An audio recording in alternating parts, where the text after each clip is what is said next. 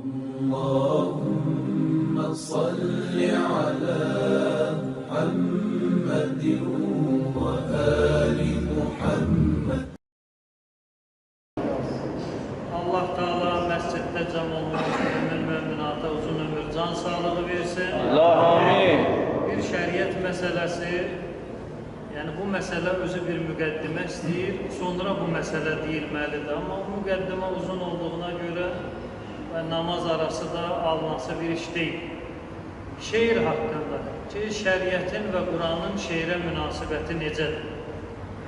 Kur'an-ı Kerim'de bazı ayeler var ki şeir tənqid olunur. Yolun azmışlar, filanlar, şairin arxasıyla yalnız zəlalət əhli eder, belə kəlmələr. Ve bunun müqabilində Peyğəmbər və Əhl-i Beytindən yenə də şeirin tənqidi üçün kifayət qədər hədislər var. Və bu hədislərin müqabilində hədislər var ki, şeir deməyi tərifləyir. Hətta şəxs şeirlə cənnətə də gedə bilər. İndi hansı şeir haqdır, hansı batildir, hansına şəriət icazə verir, vermir, onun özünün xüsusi fikri araşdırması var, onunla vaxtı aparmır.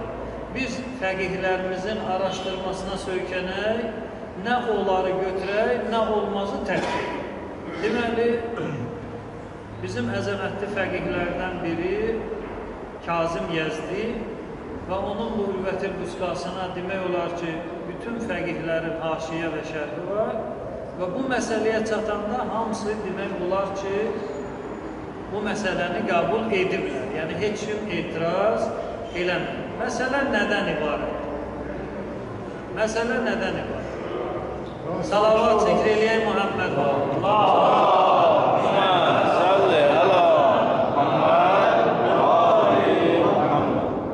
Deməli, bir insan dünyasını dəyişir, bir müsəlman kimi bizim borcumuzdur ki, onu kəfənə bilir.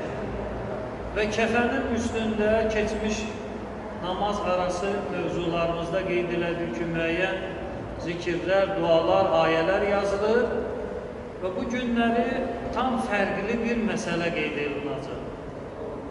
Ağa buyurur və yəstəhibbu aydan ən yüktəbə aleyhil beytan ələdani kətəbəhuma əmirul müminin aleyhisselam alə kəfən Səlman.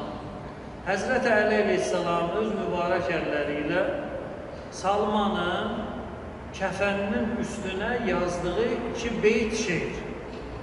Yəni bizdə Azərbaycanda belə bir adət yoxdur. Kəfənə şeir yazmaq. Elə bir şey yoxdur. Amma şəriətin hökmünü fəqihlərin hamısı qəbul edir. Yəni bir fəqih yoxdur ki, desin ki, həmən bu məsələ batildir, səhvdir və yaxud düzgün deyil. Həzrət Əli aleyhisselam Salmanın kəfəninə bu 2 beyti yazdı. İndi beyti oxuyuram, qısa şərh. Deməli, وَفَدْتُ عَلَى الْكَرِيمِ بِغَيْرِ زَادٍ مِنَ الْحَسَنَاتِ وَالْقَلْبِ السَّلِيمِ. Mənası belədir, vəfədə ərəb dilində gəlmək. İmam Əli aleyhisselam belə deyək, düzdür, kəfənin üstünə yazılır, amma dünyası dəyişmiş şəxsin dilindən. Elə bir o deyir bunu. Vəfədtü gəldim. Aləl kərim. Kərim yəni səxavətli insan. Səxavətli şəxs. Səxavətli varlıq. Təbii ki, burada Allah Teala nəzərdə tutulur. Allahın huzuruna gəldim bi qeyri zat. Zat adətən bu kəlmə fiqdə həcc bölməsində istifadə olunur. Həccin insana vacib olma şərtlərindən də biri əzzadu və rahilə. Belə deyək.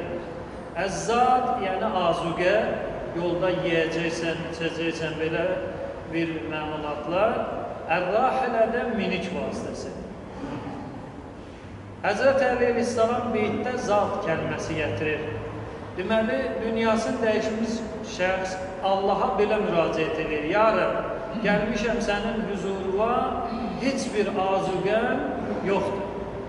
Dünyasını dəyişmiş şəxsin azuqəsi Allah huzurunda nə olmalıdır? İmam buyurur, həsənat, xeyr əməllər, vəl-qalbi səlim, sağlam ürək. Deyir, bu ikisi də yoxdur. Yəni qəlbin sırf sənə məxsus olmayıb, sənin məhəbbətin və başqalarının da məhəbbəti qarışıb orada, həsənat da, xeyr əməllərin də yoxdur. Bir qeyri zalim minəl həsənati və qalbi səlim. Yəni, dünyasını dəyişən şəxsin axirət azuqəsi xeyr əməllər və sağlam qəlbdir. İmam deyir ki, Allahın huzuruna gedən şəxs bu cürlə müraciət eləsin. Kərimin qapısına gəlmişəm və mənim nə həsənatım var, nə də ki, sağlam bir qəlb. Və həmlü zadi əqbəh kullə şey idə kənəl vüfudu aləl kərim. Deyir, Kərim qapısına gedəndə özünlə azuqə daşımaq ən çirkin bir işdir. Elə bir gedirsən səxavətli insanın bir qapısına qonaq. Özünlə nə yiyəcəksən, nə içəcəksən, aparırsan. Bu necə qiymətləndirilir? Bəyəniləndir ya bəyənilmir?